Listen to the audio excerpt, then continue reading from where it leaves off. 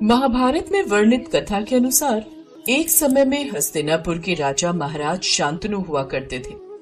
एक दिन की बात है कि वो रोज की तरह हस्तिनापुर के महल से शिकार करने को निकले। चलते चलते जब वो गंगा नदी के किनारे पहुंचे तो उन्होंने देखा कि एक सुंदर स्त्री गंगा नदी के किनारे बैठी हुई है। उसे देख राजा ने अपना रथ रोकने को कहा। सारथी, जरा रथ को रोकिए। रथ से उतरकर राजा उस सुंदर स्त्री के पास गए और उस सुंदर स्त्री का रूप देखकर उस पर मोहित हो गए। उसकी सुंदरता को देख उन्होंने उसके सामने विवाह का प्रस्ताव रखा। उनका प्रस्ताव सुन गंगा ने कहा, मैं आपसे विवाह करने के लिए तैयार हूँ, लेकिन पहले मेरी एक शर्त सुन लीजिए। हाँ, मैं तुम्हारी सभी शर्तें मानने के लिए तैयार हूँ। अरे पहले शर्त तो सुन लो। देवी, अपनी शर्त बताएं। देवी गंगा ने कहा, महाराज, विवाह के पश्चात आप ना तो मुझसे कोई सवाल पूछेंगे और ना ही मुझे किसी काम को करने से रोकेंगे, और जिस दिन आप ऐसा करेंगे मैं आपको छोड़कर चली जाऊंगी। ठीक है देवी, विवाह के बाद ऐसा ही होगा। गंगा की शर्त स्वीकार करने के बाद राजा शांतनु और देवी गंगा का विवाह संपन्न हुआ। देवी गंगा से विवाह के पश्चात महाराज शांतनु बड़े ही खुश रहा करते थे। उनकी खुशी और भी बढ़ गई जब उन्हें पता चला कि देवी गंगा गर्भ से है। फिर ऐसे ही 9 महीने बीत गए और महारानी को प्रसव पीड़ा शुरू हो गई। कुछ देर बाद दासी ने महाराज को जाकर समाचार सुनाया कि महारानी ने एक पुत्र को जन्म दिया है। ये खबर मिलते ही वो खुशी खुशी देवी गंगा के कक्ष की ओर निकल पड़े। अभी वो रास्ते में ही थे कि तभी दूसरी दासी ने उन्हें बताया कि देवी गंगा पुत्र को लेकर जंगल की ओर गई हैं। ये सुनकर राजा का मन व्याकुल हो उठा। इस वक्त देवी गंगा मेरे पुत्र को लेकर जंगल क्यों गई होंगी? अब वो भी उन्हें खोजने निकल पड़े। खोजते हुए जब वो गंगा नदी के तट पर पहुंचे तो उन्होंने देखा कि देवी गंगा उनके पुत्र को नदी में बहा रही है। देवी, ये क्या? तभी राजा को विवाह से पूर्व दिया गया अपना वचन याद आ गया और वो वहीं रुक गए और अपनी आंखों के सामने अपने पुत्र को मरता हुआ देखते रहे। वो उदास होकर महल लौट आए। देवी गंगा भी लौटकर महल आ गई, लेकिन राजा का कुछ भी पूछने का साहस नहीं हुआ। ऐसे ही समय बीता और गंगा फिर गर्भवती हुई और इस बार भी दासी ने उनको आकर वही बताया। महाराज, महारानी ने पुत्र को जन्म दिया है, लेकिन इस बार भी वो बच्चे को लेकर जंगल की ओर गई हैं। क्या? नहीं नहीं। राजा दौड़ते हुए उसके पीछे गया और इस बार भी उन्होंने देखा कि पहले की भांति इस बार भी देवी गंगा ने उनके पुत्र को पानी में बहा दिया। राजा का दिल बैठ गया और मन ही मन सोचने लगा, ये कितनी क्रूर माँ है जो अपने पुत्र के जन्म लेते ही उसे गंगा में बहा देती है, लेकिन वो ऐसा कर क्यों रही है? उन्होंने देवी गंगा से इसका कारण पूछना चाहा, लेकिन इस बार भी वो अपने वचन के कारण उससे कुछ न पूछ सके। ऐसे ही दिन गुजरते गए और ऐसे ही वो बार बार गर्भवती होती गई और अपने नवजात पुत्रों को गंगा में बहाती गई। ऐसे कर करके उन्होंने 7 पुत्रों को गंगा में बहा दिया। राजा हर बार देखता रह जाता, लेकिन कुछ कर नहीं पाते। फिर जब गंगा ने उनके 8वें पुत्र को जन्म दिया और वो उसे गंगा में बहाने ले गए, तो महाराज खुद को रोक नहीं पाए और कहने लगे, हे प्रिया, तुम ऐसा क्यों कर रही हो? महाराज, आप घबराइए मत। आपके सभी पुत्र जिंदा हैं। मैंने उन्हें मारा नहीं है, बल्कि उन्हें महर्षि वशिष्ठ के श्राप से मुक्ति दिलाई है। हे देवी, आपके कहने का क्या मतलब है? तब देवी गंगा ने उन्हें बताया, महाराज, पूर्व जन्म में महर्षि वशिष्ठ के पास कामधेनु गाय हुआ करती थी। कामधेनु एक दिव्य गाय थी। उस वक्त इनकी चर्चा तीनों लोक में हुआ करती थी, जिस कारण उसे 8 वसुओं ने चुराने का प्रयास किया। वे सभी उस ऋषि के आश्रम में पहुंच गए और उन्होंने गाय को चुराने का प्रयास किया। इस बात का पता जब ऋषि को चला तो वो क्रोधित हो उठे और कहने लगे, गाय को चुराना तो मनुष्य का स्वभाव माना जाता है, लेकिन तुम लोगों ने वसु होकर भी मनुष्य जैसा अपराध किया है। इसलिए मैं तुम लोगों को श्राप देता हूँ कि तुम लोग अगले जन्म में मनुष्य के रूप में जन्म लोगे। ऋषिवर, हमें माफ कर दो, हमसे गलती हो गई। सभी वसुओं ने उससे माफी मांगी, जिसे देख ऋषि का मन पिघल गया और वो कहने लगे, मैं अपना श्राप वापस तो नहीं ले सकता, लेकिन मैं तुम्हें ये वरदान देता हूँ कि मनुष्य रूप में जन्म लेते ही तुम्हें मुक्ति मिलेगी। लेकिन तुम में से एक को अपने पापों का प्रायश्चित करने के लिए लंबे समय तक पृथ्वी लोक में रहना पड़ेगा। उसके बाद ऋषि की बातें सुनकर वो सभी मेरे पास आए और उन्होंने मुझसे विनती की कि मैं उनकी माँ होना स्वीकार करूं और उन्हें इससे मुक्ति दिलाऊं। उनकी प्रार्थना सुनकर मैं उनकी माँ बनने के लिए तैयार हो गई और फिर उन 8 ने हमारे पुत्रों के रूप में जन्म लिया, जिसमें से 7 को तो मैंने मुक्ति दिलवा दी, लेकिन ये 8वां राशि के श्राप के कारण मुक्त नहीं हो सका। इसे अपनी मुक्ति के लिए अब लंबे समय तक यहाँ रहना होगा।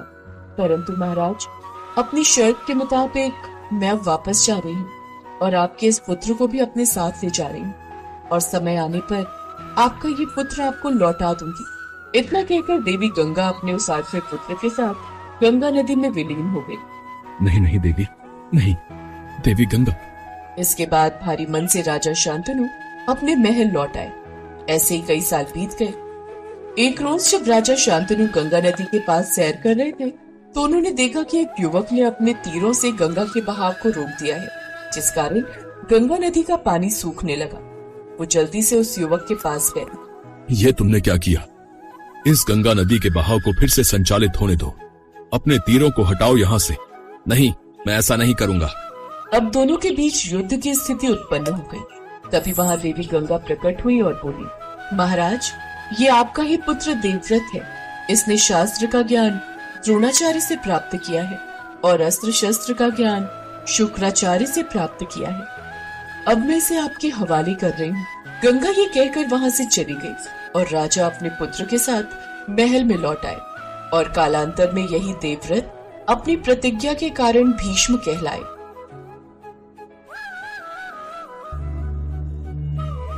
देवाधिदेव महादेव भगवान शंकर का विवाह इस संसार की शक्ति माँ पार्वती से हुआ था। मान्यता है शिव और शक्ति के संयोजन से ही यह प्रकृति चलती है। वे दोनों एक दूसरे के बिना अपूर्ण भी हैं। जहाँ एक तरफ शिव अनादि के सृजन करता है, वहीं शक्ति प्रकृति का मूल स्वरूप है। माँ पार्वती पर्वतराज हिमालय की पुत्री हैं, जिसके अनुसार उन्हें शैलपुत्री भी कहा जाता है। वहीं सनातन धर्म के अनुयायी ये भी मानते हैं कि देवी गंगा का अवतरण भी हिमालय से हुआ। वामन पुराण के अनुसार जब भगवान विष्णु ने वामन रूप में अपना एक पैर आकाश की ओर उठाया, तब ब्रह्मा जी ने भगवान विष्णु के चरण धोकर जल को अपने कमंडल में भर लिया। इस जल के तेज से ब्रह्मा जी के कमंडल में गंगा का जन्म हुआ। ब्रह्मा जी ने गंगा को राजा हिमवान को सौंप दिया। इस तरह देवी पार्वती और गंगा दोनों बहन हुई। उसी अनुसार देवी गंगा देवी पार्वती की बहन लगती है। शिव पुराण में ऐसी कथा मिलती है कि गंगा भी देवी पार्वती की तरह भगवान शिव को पति रूप में पाना चाहती थी। देवी पार्वती नहीं चाहती थी कि गंगा उनकी सौतन बने। फिर भी गंगा ने भगवान शिव की घोर तपस्या की। उनकी तपस्या से प्रसन्न होकर भगवान शिव ने इन्हें अपने साथ रखने का वरदान दे दिया। पर एक बार इन दोनों बहनों के बीच इसी बात को लेकर भयंकर विवाद हो गया।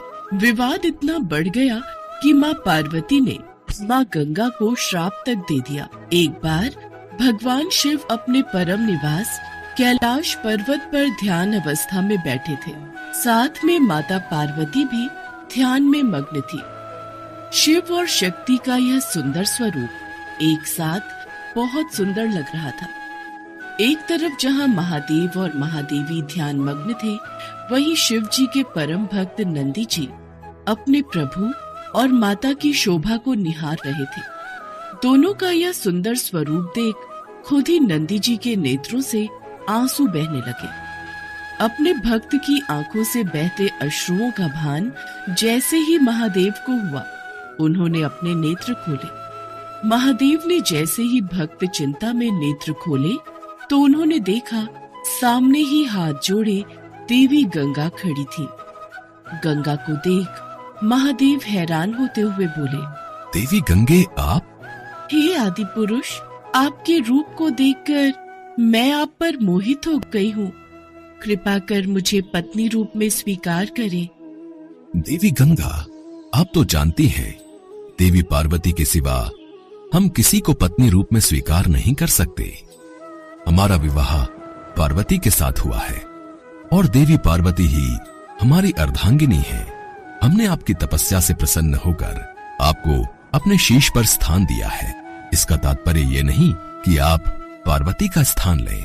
प्रभु, ऐसा न कहिए। देवी गंगा के स्वर माता पार्वती के कानों में पड़े। वो हैरान हो गई। उनकी ये बात सुनकर उनके नेत्र लाल हो गए और क्रोधवश वे बोल पड़ी। देवी गंगा, सीमा न लांघिए।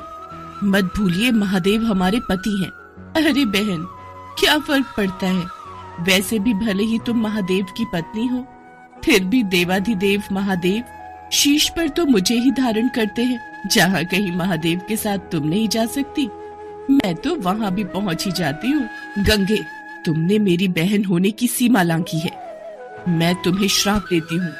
तुम में मृतदेह बहेंगे। जग जन के पाप धोते धोते तुम मैली हो जाओगी और तुम्हारा ये अहम तोड़ते हुए तुम्हारा रंग भी काला पड़ जाएगा। माँ पार्वती द्वारा दिए गए श्राप से देवी गंगा को अपनी भूल का एहसास हुआ और वो महादेव और महादेवी के चरणों में गिर गई। वो अपनी भूल समझ गई थी। माँ गंगा ने महादेव और माँ पार्वती से क्षमा याचना की। मुझे क्षमा कर दो बहन, मुझसे भूल हो गई। हे महादेव, मुझे क्षमा कर दीजिए। हे गंगे, इस श्राप को वापस नहीं लिया जा सकता, पर तुम्हारे पश्चाताप से प्रसन्न होकर हम तुम्हें श्राप से मुक्ति देते हैं। हे गंगे, तुम जनमानस के पापों से दूषित अवश्य होगी, पर संत जन के स्नान से तुम्हारी शुद्धि तुम्हें वापस प्राप्त होगी। भगवान शिव ने माँ गंगा को प्रसन्न होकर आशीर्वाद दिया। इसके बाद से ही गंगा में स्नान करने से पाप धुलने लगे। तब से ही लोग गंगा में स्नान करने के लिए दूर दूर से आते हैं और भूल चूक में हुए पापों से मुक्ति पाते हैं। भगवान शिव की जटाओं में निवास करती हैं माँ गंगा और शिव जी की जटाओं से निकलकर